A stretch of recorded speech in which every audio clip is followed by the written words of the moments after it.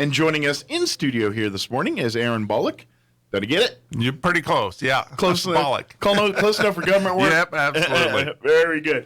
Joining us this morning, he's from the Pecos Valley Artesian Conservancy District. You nailed that one. Good deal. Which, first of all, good morning, sir. How you doing? Good morning. Thank you for having me. I guess we'll probably start at what the PVACD does, and it deals with water. I think that part we can figure out from the title there, but kind of give us some background about what the Pecos Valley Artesian Conservancy District is all about. Sure. The Pecos Valley Artesian Conservancy District, you can abbreviate that with PVACD. It was created in 1932. Okay. And in the documentation that created the district, the legislation that authorized the court order that created us. Yeah. Basically, our mission and purpose is to conserve the waters of the Pecos Valley. Gotcha. And so it's this real simple directive that is kind of all encompassing. Gotcha. And the reason it was created is because the people of the Roswell area realized that because we have this artesian aquifer here, that was worth protecting. It was worth investing in. And so the PVACD has played an active role in conserving our water ever since. One of the big things that we do is we own and we maintain a water meter on all the wells within the valley. Okay. And so, you can't have an accurate accounting of how much water you're using unless you can meter it. And so Gotcha. That's part of our responsibility. Gotcha. Another big thing that we do, and we've been doing since we were created, the year the district was created, they lobbied for $20,000 from the legislature, and that money was spent to plug abandoned wells. Okay. And again, that goes back to protecting the aquifer. Sure. And for those who don't know what an artesian aquifer is, all that means is it's a body of water that's in the ground, and it's confined and it's under pressure. And so when you drill down to it, that water is going to come up towards you. You're releasing the pressure. And that's really unique. And so we don't want to lose that pressure. Sure. And so if you've got a well that was drilled, in the 20s or earlier. Sure. And that's a potential place for that pressure to leak out. Sure, that casing can deteriorate over time. It rusts and then it starts leaking. And it may not be running out at the surface, but it can leak up into the shallow aquifer, and we want to try and prevent that. So that's a big part of what we do. Anytime we find an abandoned well, we've got a drilling rig. We will set up on it. We will clear the hole down to that clay layer, and we will plug it so that those two aquifers can't communicate. So that's a big part of what we do. Okay. Now, and this is where I probably should have done better in science class, but when you look at the pressure, is that what keeps the water flowing, so to speak, that underwater, where it's, obviously the rivers and things is that pressure help keep the water coming to this aquifer, basically keeping the water system moving the way it should? The easiest way to think about it is taking a water bottle and squeezing it. Okay. The water's flowing in at an angle. Imagine it coming from Rio Doso, and it's running downhill, and at some point it goes under a layer that won't let it go up, and so that water behind it is pushing down on it. Okay. And we're lower in elevation down here. You drill a hole, that gravity is pushing that water down and creating pressure to push it up at the lower elevation where you drill the hole. Gotcha. And so gravity works. Now, does the water that feeds these underground, is it the rainwater that we get in the mountains that comes down the mountains and goes? Is that basically what that supplies these aquifers? We refer to it as a karst aquifer. Okay. And what that means is if you imagine a sponge, that's what the rock layer looks like, a sandstone formation. And so the water's able to move through it really easily. There's a lot of holes in it, as opposed to imagining a granite rock where water can't move through it. Gotcha. So you've got this real porous formation. The fancy word for it is transmissivity. Okay. That's how readily the water moves through it. And that's why we're able to have these high production wells pump a lot of gallons per minute. Okay. Is because the water can rush in to meet that as you're pulling it out. I catch it. And so we've got such a tremendous aquifer here. The formation, the way it recharges, That's the beauty of it. Is unlike most areas, we're not mining the water. Gotcha. And when I say mining, you can use that. Imagine mining coal. Sure. When the coal's gone, You're down there digging, looking for little streams and whatnot. Once it's gone, it's gone, because you're not making anymore. And that's the way most of the well, I won't say most. A lot of the groundwater is in this state. It's really old water. Mm-hmm. The recharge rate is really slow. Unlike here, where when we have these big storm events, our aquifer levels jump up because we've got this ability to take that water in quickly, and we have a rapid recharge. And so it's just a really dynamic system, and that's what has allowed us to do what we do for so long. Which is, I'm assuming, one of the lucky reasons. Like you look here in Roswell, in this area, and you don't hear, like during the summer when the drought conditions, you're not hearing radio stations and TV stations telling you that you can only water your lawns every other day of the week or whatever, like you hear in Albuquerque and these other parts. And it's mainly because of this aquifer we got sitting underneath us. Obviously, that doesn't mean we can't abuse it and just start running up the streets shooting water guns everywhere. But you know what I mean? But at the same time, we're not in dire straits like other parts of the state where some seasons are like, are we going to have enough water to get through the season here? And we don't have those issues. Absolutely, and that's kind of a blessing and a curse. Yeah, I'm a little bothered by the fact that other parts of the world do such a better job at what we call the per capita use. Sure, because they're really working to use less water, and because we've never had to worry about it.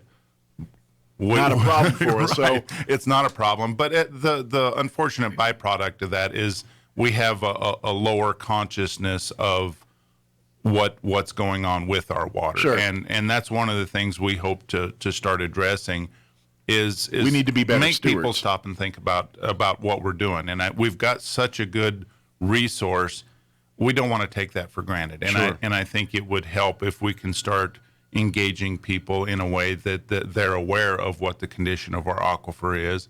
We're in the process right now of trying to take the training wheels off of a telemetry program, which will allow us, we have 10 monitor wells in the valley, and we've been reading those since the 30s. okay, And so we read them 3 times a month. We can tell you where our water levels are at, and we put this system in that now we're going to be able to read them once a day.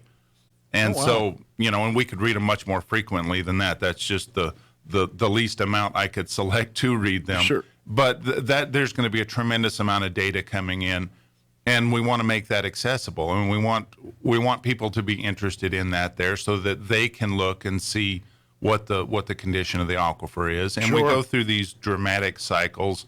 We've seen the aquifer in much worse shape than it is right now. We've seen it in much better shape. In my mind, it's not a crime for us to strain the aquifer. When it's dry, that's what it's there for. We're able to use it. And Gotcha. and because it will recharge when we do get inflows, Mm-hmm. I don't worry too much about that. But we do need to be working on ways we can be more flexible and a little more reactive to changing conditions. And you hear a lot of talk about the federal government's buzzword of the decade is climate change. Mm-hmm. And I look at that from the perspective, we've been preparing for climate change for decades. We've always just referred to them as long-term drought. right. But We live in a desert. right. Oh, yeah. And one of my hot button phrases there is normal weather patterns. Mm-hmm. The Roswell area doesn't have a normal weather pattern. Yeah, that's the normal part. The normal Right. part is it's not normal. Exactly. Yeah. Normal's a setting on your dishwasher, not our weather around here. We have Yeah. what we call a really flashy system, and that means we get those big, strong storm events, Mm-hmm. but we're able to utilize those rapid inflows. And the highest compliment I've heard was from a hydrogeologist that once told me that he said, if you guys can keep doing what you've been doing, you, unlike most of the state, have an infinite water supply. Nice. And if you stop and think about that, there's a big if in there. But what we've been able to do is we've been able to balance our withdrawals Sure. with our inflows. It's a system where it meets the needs but doesn't.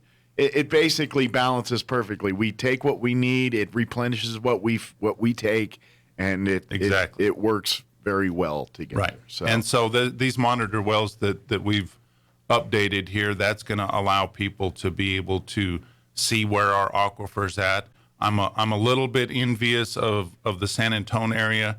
The people down there are very aware. They're on what's called the Edwards Aquifer. Okay. And you can talk to people on the street and they know what the Edwards Aquifer is. And that wasn't an accident. That was because the people that are in charge of managing that realized that they had to have public buy-in. People had to understand why they were doing the things that they were doing to keep that water flowing through San Antonio. That's all water that comes from the Edward Aquifer. So when you go down to the Riverwalk, the fact that there's water in that river isn't an accident. It was done through a lot of hard work and a lot of money spent to make all that possible. And the people are willing to do that if they understand what's happening and where all that's going. Maybe the soldiers in the Alamo knew that, and that's the real reason they're at the Alamo, not That's right. to protect that water. It's truly a fight over water. Exactly. But yeah, definitely. So let me ask this. Speaking of Texas, do you guys get involved when it comes to the water rights with Texas and distributing it? And Absolutely. I mean, is this aquifer that one of those vessels that gets the water that whatever treaties we made with Texas back in the day, we owe meeting those obligations and all that? Absolutely. Yeah. The state of New Mexico is obligated to deliver water to Texas on the Pecos River under what we refer to as the Pecos Compact. Okay. One of the little ticklish parts of that was when they sat down and come up with the terms of the deal, they referred to the flow of the river and they picked a year that they thought was a good representative of what the average is. Okay. And so you'll see the term the 47 condition. Okay.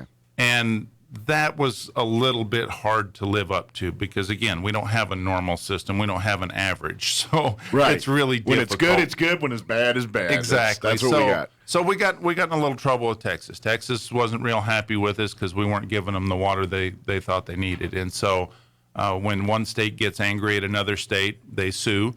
And the Supreme Court is the one who hears that. And so they took us to the Supreme Court, and we had a big fight about it, and we lost. And so what the Supreme Court essentially told us was, here's the deal, New Mexico. You never, ever get to underdeliver to Texas again. We're going to let you pay a fine and clean the slate a little bit here, but you can't underdeliver again. If you do, a federal water master is going to come up the river and stop every drop of water going anywhere until Texas gets all of their water. Gotcha. So feds are saying if you can't distribute it right, then we're going to come in and do it. We're going to turn it off. Yep. You're not going to like the way we do it. And so New Mexico's back was against the wall, and we scrambled to come up with a system to be able to deliver to Texas. Now, I'm not getting the numbers exactly right, but essentially we owe Texas half of the water that comes in. I think it's actually 57%. But wow. Did we lose a card game or something? How did that happen? It's not a problem when we've got water, as long as we've had water for a while. And it's not a problem when we don't have any water because half of nothing is zero. So where we stand to get in trouble is when we go to what you would call a normal year, coming out of a real dry spell. So most of our water is stored upstream from here at Fort Sumner and at Santa Rosa.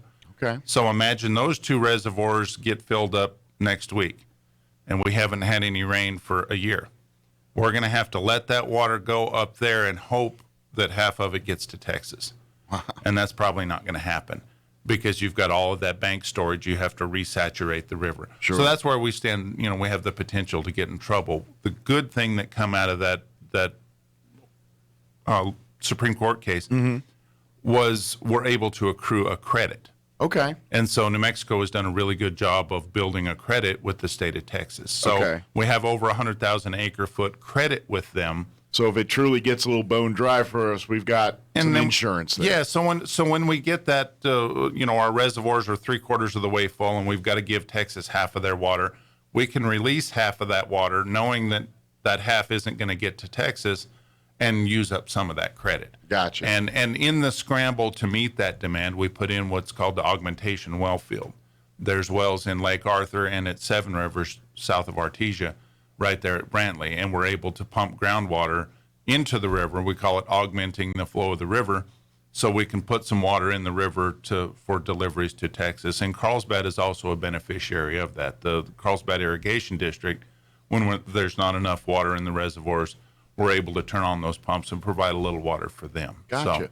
So, very expensive. Just gee whiz curious. I mean, is there any foreseeable future where this agreement gets reassessed and looked at, based on what we can actually provide and things? I mean, or is Texas's needs basically they need every percentage of that water? Because I'm just curious, is there ever going to be a change in that balance, in your opinion, where maybe we don't have to give them as much, or they look at the ratios there and adjust a little bit? It's theoretically possible. Yeah. New Mexico could go back to the Supreme Court and say, we want you to look at that again. Yeah. And I think I said 57%, and I think it's 47% is what Either way, that's still about half. About half. Yeah. I wouldn't recommend it. Okay. And the reason I say that is because we have gotten ourselves where we have that substantial credit now. And so when we get in trouble or on those years where we have a little bit of a wet spell that follows a dry spell. And so it's not like, well, every year it's dry, we're looking at under delivering. When it's dry, we give them half of what we can give them. Gotcha. And it's not that big of a deal. And so with the credit we've been able to accrue, and the state of New Mexico spent about $100 million to get us to this point. So it didn't just happen overnight, and it certainly wasn't cheap. But with the combination of fallowing land, land was fallowed within the PVACD and within the Carlsbad Irrigation District. Carlsbad uses just almost exclusively surface water, river water, whereas up here we use mostly groundwater. Okay. But nonetheless, we were able to make those sacrifices. The land that was purchased in the Carlsbad Irrigation District, when we don't have a credit, that water is delivered to Texas. So instead of putting it on a farm, it goes to Texas to meet that demand towards Texas. But then when we build up a big enough credit, well, then Carlsbad Irrigation District is able to use that water locally. So Gotcha. We're in pretty good shape with Texas. We still got to figure out what we do with Carlsbad when we don't have enough water to go around. Gotcha. And that's a persistent problem, and it's something we're sure working on. Gotcha. So in a nutshell, this is why you hear the old saying, whiskey's for drinking and water's for fighting. Absolutely. Because of all what's going on here. There's plenty of whiskey. There's not near enough water. Yeah, exactly here. But one thing we did, much like in the COVID world, everybody's looking for employment and looking for top quality folks to be a part.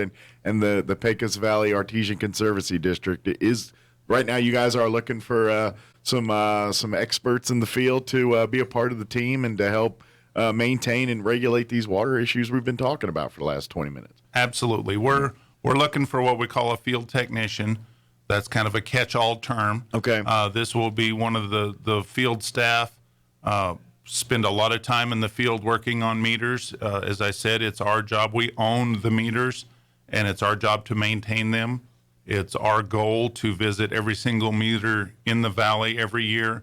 We pull it out of line. We look everything over. We replace anything that's worn on it so that we get an accurate read on the water that's used. Sure. That's what this person will be doing, and then they'll be working on our drilling rig while we're plugging abandoned wells. And Very good. That leads me to my secondary, I should say, point here is that this is an opportunity for the public to help us. If you come across a well on your property, please report it to us. Let us know. Yeah. Most of the time, we will plug that well at no cost to the landowner. There's just rare exceptions to that where we wouldn't. Landowners are obligated by state law to plug any well that they don't have in service, that's not being used. But if you have to plug it with some unique method that costs like crazy amount of money, then maybe they're going to have to get involved. Well, there's some possibilities with contamination and things like that where it would be beyond the scope of what we're comfortable doing. They're going to get some of their people in. Right, and most areas of the state, if there's a well, and every now and then you hear about it on the news where little Johnny fell down a well, and that's a real threat, and especially on these old irrigation wells. They're 16 inches in diameter or larger on some of them. Sure. There's certainly the ability for something to fall down there. Kids are curious. Absolutely. Absolutely. Yeah. And so that's one of the reasons we want to plug that. That's one of the reasons you're required by law. And it's expensive, and we pay for that, so it's not an expense to the landowner. Yeah. Or even we hear kids earlier, but some of it's shifting to drug addicts looking for metals and stuff, so they're crawling into places that they shouldn't be, and they're going, oh, there's a hole, maybe there's some metal down there, and we just had someone stuck in a well. It was a month or so ago, looking for metals and stuff. Right, so right. yeah, it happens. Right. And then from our perspective, we don't want any contaminations to be able to get down the well. So if it's a shallow well, what we call a domestic well, like you would have on your house there, if that's a well that's not being used anymore, there's still an opportunity for somebody to throw something down there. Rodents could get down there during flood events there. Things can wash down there that we don't want in our drinking water. So we want to seal that off. And then if it's an artesian well, like I said, we want to seal off that communication. Keep that so it's pressure not and everything. losing that pressure. Absolutely. Interesting. Is your website probably the best place to steer people for information about the jobs, about getting a hold of you, about, if reporting wells, things like that? That's probably the quick or the easiest way to get to you guys. Sure. There's three ways you can get a hold of us. Okay. Our web address is pvacd.com. Yeah. It's not complicated. If you can just remember the alphabet that goes in the front there. Yeah. And PV, Pecos Valley, that's, you got about a 50% chance exactly. of getting half the things right here with right that there. Yeah, exactly. So. And then if you want to come by our office is at 2303 East 2nd Street. Yeah. So we're easy to find there.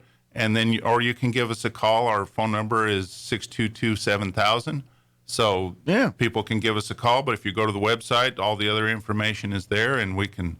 Yeah, when you're on the east side of 2nd, getting Cowboy Cafe and all that, doing all your thing, swing on over and say hi at the office. Absolutely. And like you said, if you are interested in becoming, working for the Pecos Valley Artesian Conservancy District, it's a great opportunity. Come in, apply, get your applications. You can fill through the website, everything there, and come in person and visit and see, hey, maybe this is your next career opportunity. So now is this are you guys like part of a government agency? So you guys are government employees and everything. So with that comes the benefits, you get with the government, So if you're looking for a career with, the benefits, the retirement plan, the whole nine that you get with county, city, state, that's one thing that's one thing the government can always do. Like, they can't always compete with the oil field guys when it comes to the numbers and so they can make money.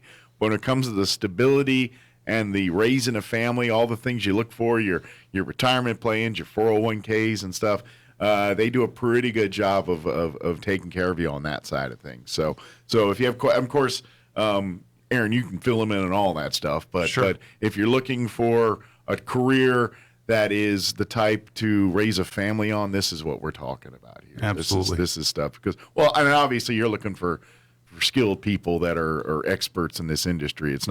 This isn't going to be one of those folks that rolls off the street and says, hey, I think I do this water thing. I got it. You know what I mean? Right.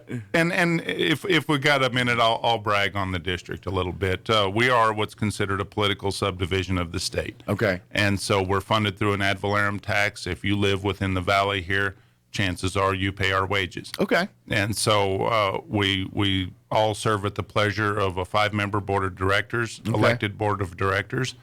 And it's an excellent place to work. The board understands what we're doing. They're really eager to make sure that we have the tools that we need to be able to do our job effectively. Sure. They push us to do better. I don't think there's anyone over there at the district who doesn't recognize what a unique place it is to work. Yeah. Because you have that support. Our board understands us and wants us to do well and gives us the tools to do well. Yeah. And in that vein, we've been planning it for almost 10 years now, and we finally broke ground. We're building a new facility over there, a new shop, a new office space. We've been in that one there since the 60s. So it's About due for a new place, huh? We've got our utility out of it, I think. We're not going to They still got demolish Kennedy it. picture on the wall. They haven't taken that off. I'm just kidding. Nixon, actually. That's pretty good. But no, it's a great place to work. They take care of us, and like you said, it's a good opportunity for somebody that's looking for a career and not just a job. Absolutely, here too, and like you said, and here's the cool part: you get to every day's new because you could be at one end of the county or the Pecos Valley, and then next day you're off at a different part on a different piece of property doing the same thing. Absolutely, the district runs from about 20 miles north of Roswell all the way down to Brantley. They're at Seven Rivers, just north of Carlsbad. All right. And so right down the bottom of the valley, about 20 miles wide. Up and down 285, right? You got it all down there. Absolutely. And so, like you said, every day there's something new. We're addressing different problems in different areas all the time. When we're doing plugging operations, it's hard work, but it's also kind of fun because it's no matter how good you think you're getting at it, you always encounter something that you can't have anticipated. Sure. We end up with collapsed wells and wells that have collapsed with pumps in them. And so we have to deal with all of that, and we have shifting conditions below ground there. So you just absolutely anything you can imagine could go wrong often does.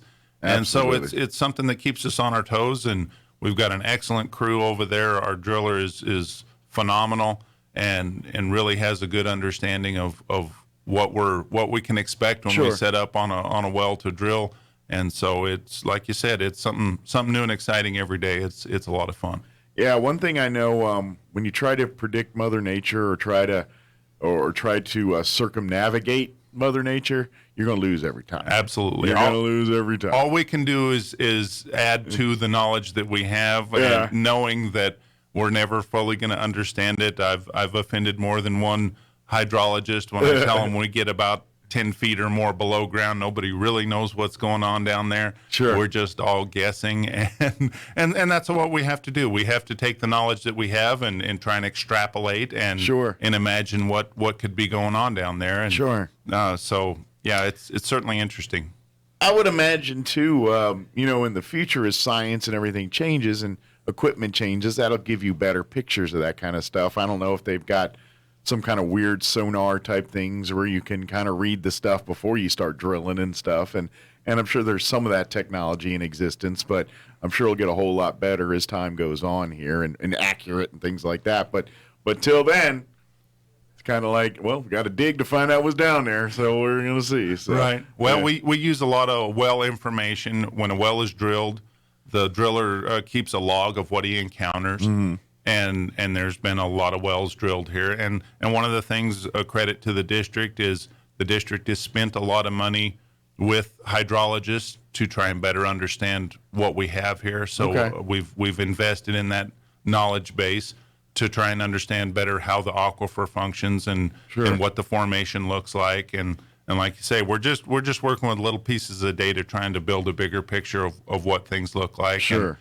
And we learn something new pretty regular, and as you said, as technology evolves, a lot of that changes and helps us be better informed. And it's not true they don't give you those set of the water sticks in each truck, right? We don't do any witching for water, that's someone else's job. Gotcha. I was just making sure. I didn't make sure those weren't standard operating on the truck. No, that's not standard equipment. Yeah, very good.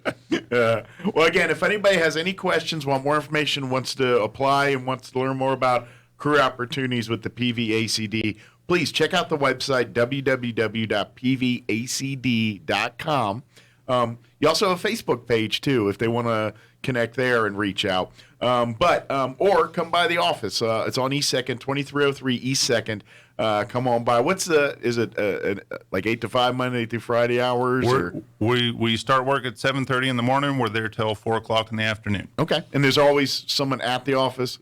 Yep. So I imagine, like you said, you guys are out in the field or out in a hole somewhere in the middle of the desert. So, very good. Is there anything we missed we wanted to get out there? Oh, we could literally talk about this all day. It's something that I've become very passionate about. Yeah. I see how water issues are evolving, and that's again a credit to my board is trying to keep me informed with what's going on elsewhere. Sure. I also sit on the Interstate Stream Commission for the state of New Mexico, and so I see the problems that other parts of the world are facing, and it just gives me a much deeper appreciation for the decisions that have been made here in the past to get us to where we're at now. And so there's a little bit of pressure to not fumble the ball because they've got us this far. Absolutely. So we have to keep building on those successes, and if we can keep doing what we're doing, we're way ahead of the curve.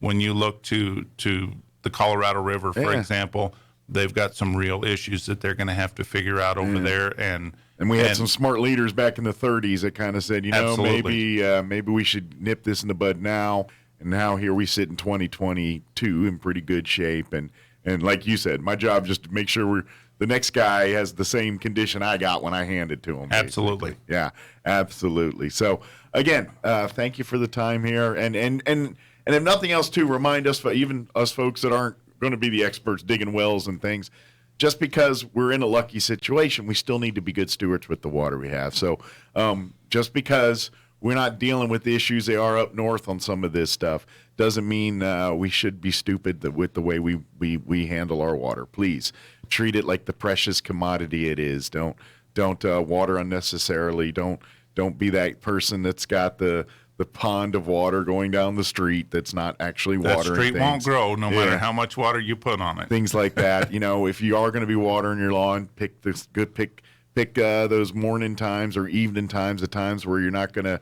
get most of it evaporating, where you get a larger percentage of it actually getting into the soil there and doing those kind of things. Be good stewards. Absolutely. We all do our part that way. It makes his job and make sure our kids have water for the years to come. Absolutely. Very good. Well said. Well, thank you, sir. Appreciate it. We'll see you here hopefully next time. We'd love to get you in maybe from time to time. And I would love to. I would love to hear fun stories like, yeah, we were out at a well and we found critter X, or we found whatever. I love those kind of stories. We have plenty of what you discovered when you pulled the meter, because some of the discharges are into a water reservoir. So sometimes creatures crawl up there to seek refuge, and unfortunately, some of them don't make it out, and we're left to deal with that. The leavings? Yes, and then our fishing stories, we pull a lot of material out of the well, and so parts of pumps and casing and things like that. It's nothing ever valuable, is it? No, we've yet to find gold watches or nothing. No, we've yet to find a Rolex down there, but. That interests me just because I'm perpetually amazed that we're able to recover some of that stuff and not hang up our tools and some of the things you worry about when you set up a drilling rig. I've been looking for that. There it is. Right. Wonder where that went. Good as new. But we'd love to come back and talk to you as things move forward and we start becoming a little more active in the community with some of the things we're in the process of working with the city of Roswell on their water conservation plan, and part of that is going to be raising public awareness about the water. Yeah, and so we'd love to keep you all posted on how things are progressing. Yeah, to quote the '80s, was it "Don't know what you got till it's gone"? Right. Absolutely. That's kind of that's just reminding folks of that. Benjamin Franklin said, "We don't know the worth of water until the well is dry." Absolutely. So we don't want to get to that point. Yeah, it's just like the city's water department. You don't care about them until your toilet don't flush. Exactly. And you care a lot about it all of a sudden. So, well, thank you. Do appreciate it, and we'll see you next time. Okay. We'll see you.